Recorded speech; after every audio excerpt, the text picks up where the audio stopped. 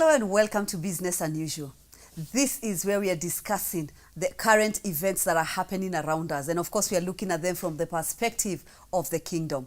Now, we are looking at Haggai chapter 2, verse 6 to 9 that best describes the season that you are living in. A season that God is shaking the heavens and the earth. And as we continue looking at this, we want to understand, we as kingdom business people, how are we supposed to navigate? My name is Suzan Opiyo and my co-host Charles Opiyo. And of course, we'll go straight to asking the question that we all need to understand. Yes. What is a kingdom business? Yes, what is a kingdom business? So the best way is to first give a macro example, yes, or a definition, yes, and then get into the nitty-gritty of that, what that means. Okay. And we've always distinguished kingdom business is very separate from business. Okay, that's why we are calling it kingdom business. Yes. This is not just Christian people who want to do business. Mm-hmm. This is not somebody who loves God who has determined they are going to do business. Okay. And this is not something that you hope God will come into your business. Let's say that again, that kingdom business and Christian business are two different things. Completely. When you talk of kingdom business and yes, you check the rules and laws of kingdom business, yes, they're so different. Yes. The mentality, yes, the perspective, how you view life absolutely, is so different from a Christian business. Yes. Yeah. And so maybe for a lot of people, this might be a whole new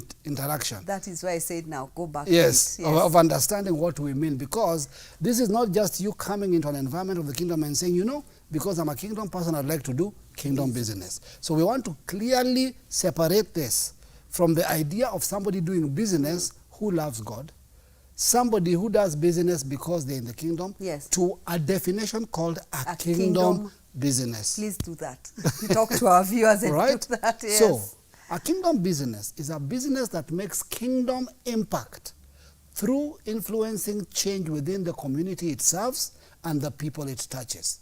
The industry it is involved in is also affected by it while bringing transformation into the land. So I'll say that again.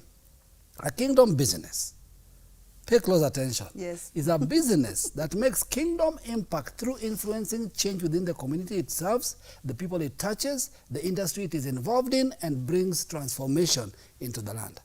So when a kingdom business affects an environment, the nation changes. Because I was going to tell you that if you break down all the things you've said, yes, you're talking from the personal, the individual, yes, and it goes all the way to the nations. All the Meaning, way. God is not about self. God yes, is not about me, myself, nope, and I.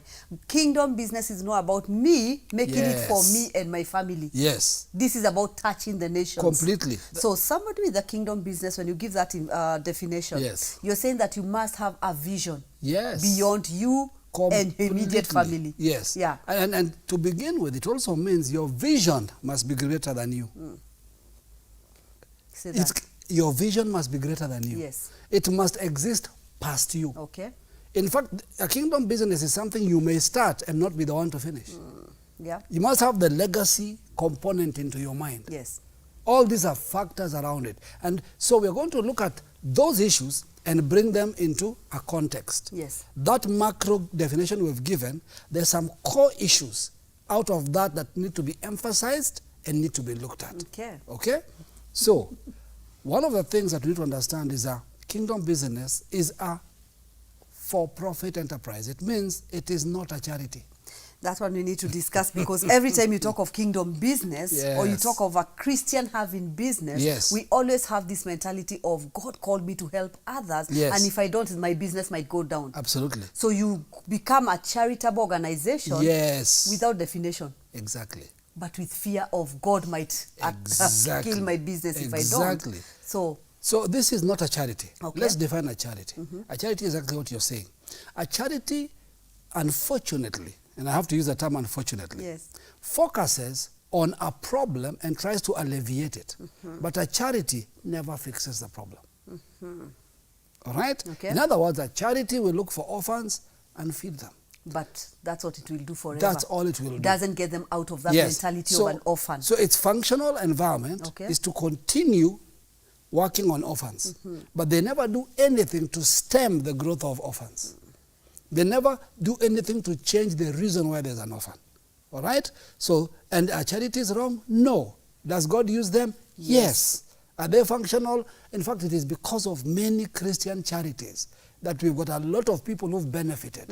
So we are not in any way speaking against a charity, Yes. but we are distinguishing A kingdom between business, a charity yes, and a kingdom business. And based on what you've just said about the charity, you're saying that when it comes to kingdom business, Yes. we are talking about it having influence, Yes. and impact. Yes. Meaning when you talk of influence, Yes. it permeates society. Absolutely. When you talk of impact, you can look at somebody and say, because of this kingdom business, their Yes. lives are transformed. Exactly. Yeah? So we're talking about a for-profit. Yes. In other words, a kingdom business makes profit. It grows. It is to be distinguished from a charity which is a non-profit. Non-profit. So this is for profit. Yes. Okay. So let's get that very clear in our mind. So when it is profitable, it means certain other aspects are required. So it is also a business tool for ministering. Now this is a key word that we're going to give a different meaning. I think you need to define that, because the minute you touch ministering, Yes. you've already brought it to what we understand And as church. that's the problem. Now let's redefine the Yes. word ministering Yes. here. It is a kingdom tool, notice. Yeah. It's a kingdom business, it is for profit. Yes. But it is also a tool. A kingdom tool for ministering to two types of needs. Okay. Spiritual and economic. Yes. Now, before we misinterpret, remember, talk about a kingdom business. So the term ministering must be re-understood. Remove it from the four walls. This is not preaching. Yes. This is not NGO. This is not survival. Ministering here has to be understood very differently.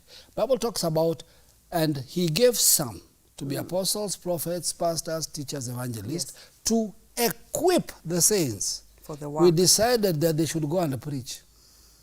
He said, equip the saints for the work of the ministry. Now, the work of the ministry is not work of church. The work of the ministry. Ministry here is not church. Exactly. So the work of the church, because that's how we understood it Exactly. before. So ministry is not church. Yes. We say the that. work of the ministry, Yeah. let's elevate. Let's think of the kingdom as a kingdom. Okay? Because it's funny, we use the term kingdom, then we jump into a spiritual or a religious context. Or we take the word kingdom, which Yes. is massive, Yes. and domesticate it. All right, now Yeah? let's use another All right. context. Let's talk about government. Okay. All right? Because a kingdom is also A government. a government. Oh, And yes. the government shall be upon his shoulders. All right? So if I say you're in a government ministry, are you a preacher? That's the question. Okay. So when I say you're supposed to be in government as a minister, ministering, what am I saying? I'm saying your job or functional environment is supposed to bring change in the nation.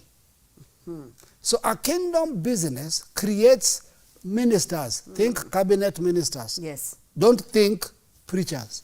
So when you think of a cabinet minister, you're talking about one who brings change, because executes. every ministry, every docket is Exactly. supposed to bring change. Exactly. It's supposed to serve humanity. Thank you. So when you talk of it ministers, it serves. Exactly. Okay. So a kingdom business ministers. To the community. You see the difference All right, now? all right. Minister to the community, and it brings both economic and spiritual change. Now that's the principle. And these two are not separate. Okay. They are synonymous. Talk about the spiritual change first. Okay. Let's use a very simple principle. All right. And I'm going to draw the principles from some of the scriptural contexts we have. Think of it this way, that Jesus said something. He said, the harvest is plentiful, Oh, yes. and the laborers are few. He didn't say the preachers. Don't be very Laborers. careful. Yes. A preacher is supposed to be a laborer. Now, I'll bring context to it. Okay. Laborer means a highly skilled worker. That's what laborer means in the Bible. Laborer in the Bible doesn't mean somebody who is struggling. Then he says, highly skilled Then he says, worker. pray to the Lord of the harvest. So who is the Lord of the harvest? God. God. So the harvest is who? People. Now let's go slowly. The harvest is Ready. ready, ripe. The harvest is people, nations. So they've always been, Ripe. there you go. Now, what we need, our problem is not harvest. Our problem is skilled. Skilled laborers. laborers. Then, he didn't say train. Pray. He said pray to the Lord to send. Notice the key word. Okay. To send laborers into the harvest. It simply means this. Yes. It means God knows who can access who.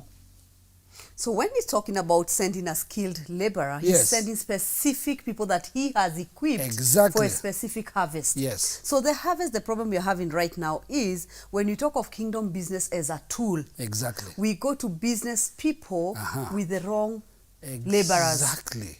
See, this is what we misunderstand. Unskilled. Yes, we've always thought there's a dichotomy, spiritual and secular. Yes. So we all go and gather in a church, in this context, Yes. have one person preach the same context and expect everybody to interpret it, which is not wrong if it was the right setting, but we've never fully understood the next level.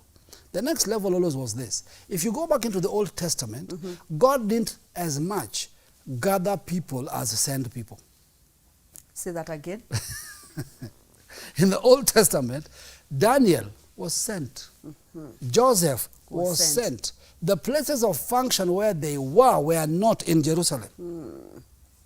Out of Jerusalem. Exactly. Out of the four walls of the church. Exactly. As we understand it. That's where they functioned the most. Now, Okay. what did they bring? Economic and? Spiritual. Thank you. Do we see that in Joseph? Yes. Yes. We saw Joseph completely revolutionize the economy of Egypt, yet the same Joseph brought a value system into Egypt that tells you what kind of a person he was. What did he say to Pharaoh? He said, there is a God in heaven if he gives me the interpretation. And what did Pharaoh say? Isn't this a man who has God, who walks with God? So what did he bring? Spiritual Value change, system, yes. yet he also brought economic change. Let's note that when you talk of Joseph Yes. bringing a spiritual change Yes. in the system, Yes. he did not preach. Absolutely. His life is what spoke. Exactly. Meaning, we are coming from a place where we spoke, or rather we preached to people, Yes. to where our lives preached to people. Aha. Because most of the time when you notice that the church carries their Bibles to the office. Yes. They preach to the people in the office. Yes. What is written. And the people are saying, we don't want what is written. We want what is written in your life. And when That's what we see with Joseph. you're there, we don't want your preaching. We want your skill. We want your skill. We want your life. We want your kingdom life. Exactly. Now, how do we see Joseph? Oh. The Bible begins by telling us, and Joseph Yep. refused. In today's economy, Joseph is a picture of sexual harassment at work. Yes. Oh, yes. All right? And he refused to compromise for promotion. Listen to that. Because He right refused. now, what is our problem? Yeah. Is where you have this kingdom person who is Yes. so purposed to walking with God. Yes. But when they go to the workplace Exactly. and they get confronted by corruption, Exactly. they fall for it. There you go. Why? Because I need promotion. There you go. Separating spiritual from Yes. your natural life. Exactly. Dichotomy. Not understanding, if you hold on to your values, heaven backs you. That's the thing. So Yeah. kingdom business, while making profit, doesn't compromise. While highly profitable, Yes. retains its value system. What the Bible says, and Daniel refused to defile himself. The word in the Hebrew is to corrupt himself. There's no moral decay for anybody in the kingdom Yes. who is working in the world. Absolutely, and now, yet- okay. He thrived. And yet, they increased. They became more powerful. Yes. So a kingdom business is a tool for that. So give us an example with the current company or organization Yes. in the world we are living in. Because if we talk yeah. of Joseph, Yes. yes, we are taking principles from him. Yes. Now, do you have companies that have patterned themselves after Absolutely. Joseph? In fact, in our subsequent shows, we are going to host one such CEO Okay. who operates within the structures of the Kenyan government, has done major tenders with zero corruption. Yes. Zero. We're talking about huge income. And he has also walked away from massive income just to say, I will not compromise. I think the reason I told you to give that example is Yes. because there are times we feel as Christians that you cannot operate a kingdom business Yes. in the world, that you don't understand these people. Absolutely. Corruption is part of their names, it's Yes. part of their definition. Yes. So many people feel like without corruption, I'm not going to thrive. I'm not going to make it in this place. And why we say this is, as we will have him, he'll Yeah. also talk about how his own staff have embedded the value system. Initially, people used to assume it's only the CEO and his wife. Yes. Now, wherever they do business, people say, are these guys from that company? Yes. Forget it. And I think that is important to note that if you talk of the economies of the world, if we talk about the people we deal with out there, we're talking about corruption is everywhere. So the question is, as a kingdom person, how do we talk about moral decay? Are we going to be following the patterns of the world? Is there a possibility that a kingdom person walks in the same system and says, I will not, like Joseph, I will not do these things against God, not against myself, not against my husband or my wife, against God? Is there a kind of a people? And that's what we are calling kingdom people, kingdom business people. And now, because we know this company personally, we are using a specific that we know. There are many others, but this one is very close to home. And we know that, remember the principle of the skilled laborer? Now the same CEOs are able to minister spiritually to the people in these systems at the same peer level. Now let me say that term again. At the same peer. Guys, use the wisdom of Naaman's maid. Naaman's maid did not try to pray for Naaman, did not try to teach Naaman anything. She told Naaman, there's a prophet in Israel. The problem we have today is that we've got unskilled laborer trying to bring in a harvest. In other words, listen, and no offense meant, there is no way you can be serving tea and ministering to your CEO. It's not going to happen. And I don't care what your church told you. Let me tell you the truth.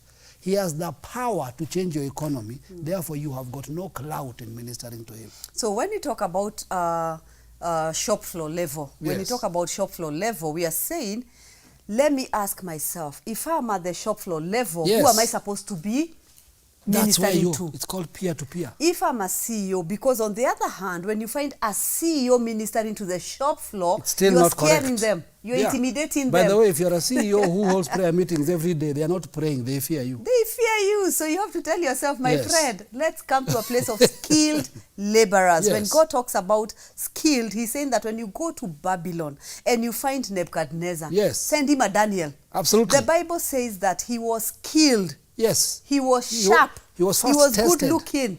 He was first tested.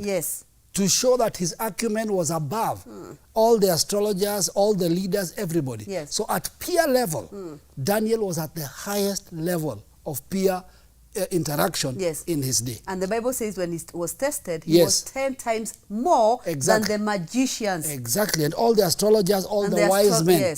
Now from there, it was possible for Nebuchadnezzar to say no other God to be worshipped. But do you see the peer level? This has to be how we understand.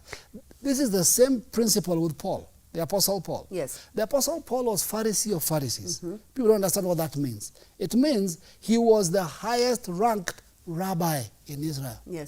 Now only Paul could speak against the law. That's why the book of Galatians, Ephesians, all these issues he talks about, the law is to him, is like dung. When he talks about the law, needs to change. When he talks about grace, he is qualified to make that statement. So when God talks about laborers, you have to be into your skill level. I love that scripture, that it says that pray to the Lord of the harvest. He's the one who knows his harvest. Now he's saying, send skilled laborers. And what is it in the kingdom about when you interact with people, there's always the issue of pulling them up. If you're talking of CEO here, if you're stuck and you must talk to these people, you're not talking to them from there. You are lifting them up.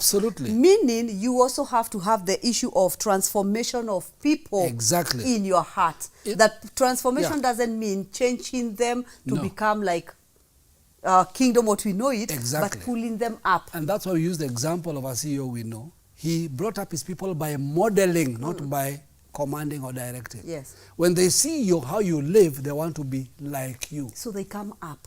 You cannot minister and leave people where they are. You always have to be the kind of person like the good Samaritan who takes this guy from the ground and brings him to an inn. You don't leave them there. Now, there are many people who will minister to this guy who has been attacked and leave him there. But the Bible talks of the good Samaritan is the one who can take this person from where they are to where they ought to be. And when, that's why when we say a kingdom business must have impact, it must be relevant to have impact. Okay. In other words, Daniel was relevant. In fact, it depends on whatever language. If I'm talking to millennials and Gen Z, this is how Daniel was. Nebuchadnezzar had a database problem. He can't remember what he cannot remember his PIN code to access his data. And so, Nebuchadnezzar is weird. He says, whoever will tell me my data and the PIN code. So Daniel operated at a level Nebuchadnezzar had to pay attention to him.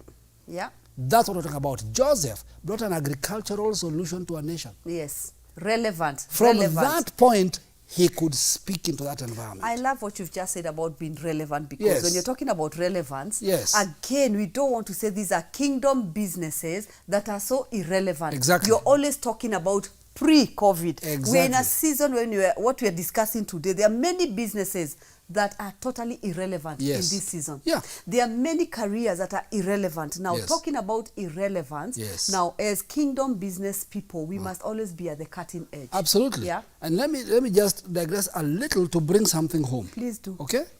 Let me say something to you. You cannot be the one teaching on giving when you're asking. You get the principle? Yes. I'm in a crisis and I'm telling you, you know my sister. Giving does this. Can you help me? In other words, that laborer has already messed up with the harvest. So talking about skilled laborers. Yes. If I want to teach you giving, I'm a blessing to you. Yeah. And then I say to you, did you know that giving actually brings increase? Yes. Now, you're paying attention because I am proof of my message. I think when we talk about that, we are saying that church as we know it, where we are coming from, the word skilled. Laborers were there. Yeah. Skilled was the problem. Was the problem. So we have laborers going to the harvest and messing it up more. And sometimes you give an example. There's a time you've given an example of bringing a sunny to harvest strawberries. Exactly. You'll damage the entire farm. Explain that. Yeah. You see, this is the thing. Skilled laborers is a very key word. It means knowing what the harvest looks like. It means having experience of the harvest. So let's assume I want to harvest coffee.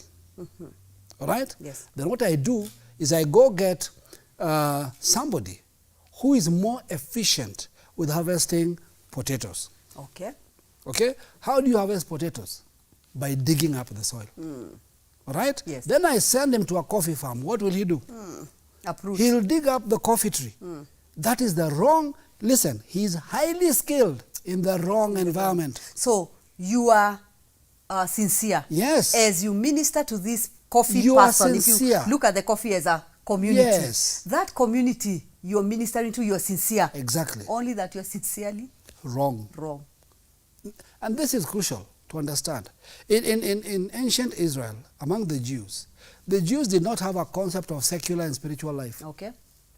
There was no such thing as, what is your spiritual life like? You can't tell a Jew that. You couldn't tell a Jew, tell me about your secular life. He didn't know what that meant. How is your prayer life lately? Yes, how is your prayer life? How is to him, it was worship? One. His economy, his prayer, everything revolved around the kingdom. It is only us who have this dichotomy called secular and spiritual. So we think we go to work and then we go to church. So when you talk about transformation of peoples and nations, we are talking about no dichotomy between the nations and the Absolutely. people. Individually, your life should be excelling so the same and thriving. Way I stand up to speak and teach and activate something is the same way your business is sent. Okay, so this is a sent business yes. with a mission. Clear-cut mission. And one of the things with God, it's always about transformation of lives. Absolutely. Absolutely. Your business must first cause transformation of its own individuals. Okay. Remember why we spoke in another broadcast about Noah?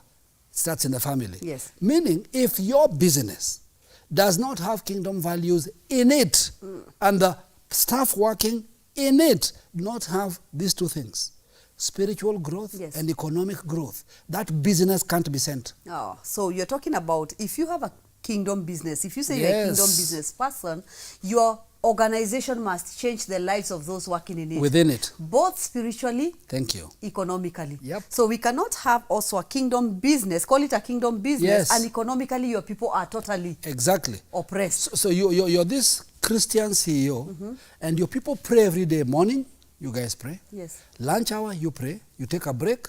In the evening, before a project, you pray. But the increase in prayer is not commensurate with the increase in income. So you cannot look at your staff and say, by the way, I'm operating the same kingdom, worldly principles in a kingdom business. Nope. And meaning that if we talk of increase, Yes. people out there should look at your staff and say, surely there's it. increase. We can see increase. That is it. Spiritually Yes. and economically. That's a key. I mean, we are talking about increase. You know, when you talk about increase in companies, there are many CEOs who will be like, my friend, let's talk of spiritual increase. I will preach to them. But when you start talking to because let me give an example now. We're in a COVID season. As a kingdom business, did you cut the salaries of your staff? Or did you believe that God, in this same season, can give them an increase? Now, when we talk of kingdom businesses, we know of businesses that gave people an increase in COVID. In COVID. Kingdom businesses. Realize that when you're talking about the world, they take advantage of COVID season that we don't have money, therefore we go on a pay cut, whether they have money or not. In fact, let me say it outright, and this is not a prophecy, it's a fact. Yes. It's going to be very difficult for these businesses to restore your salaries after COVID. Oh, yes. So as a kingdom person, you have to go back to your father and say, listen, this is the world. If COVID allowed them to go down 25% or 50%, my friend, only God will save you. Because there's no time the world will come and tell you, now we have recovered. We are post-COVID, we have recovered. They will not. In fact, we said something. They will ask themselves a good question. You mean you can work so well on a 50%? You're doing so well. You mean you can also work from home and reduce all my overheads? So we are coming to a place of kingdom business. What is a kingdom business? As a kingdom citizen, and you're out there operating a kingdom business, how do you treat your staff? How do you view their growth? Do you see it as a competition? Because there are people who don't want their staff to grow in case they left. Or do you see them called to you? This is all about kingdom business. Yep. And there's no way God is going to give you increase when your people are not increasing. The base has to increase the same way the height increases. A call to kingdom business. Realize we're not talking about the church, we're talking about kingdom. And when you talk about kingdom, there's a higher responsibility. The standards are higher. The bar has just been raised. And this is when you need to ask yourself, am I a kingdom business person or a church business person? Because that will determine how you operate post-COVID. This is Business Unusual. Keep tracking.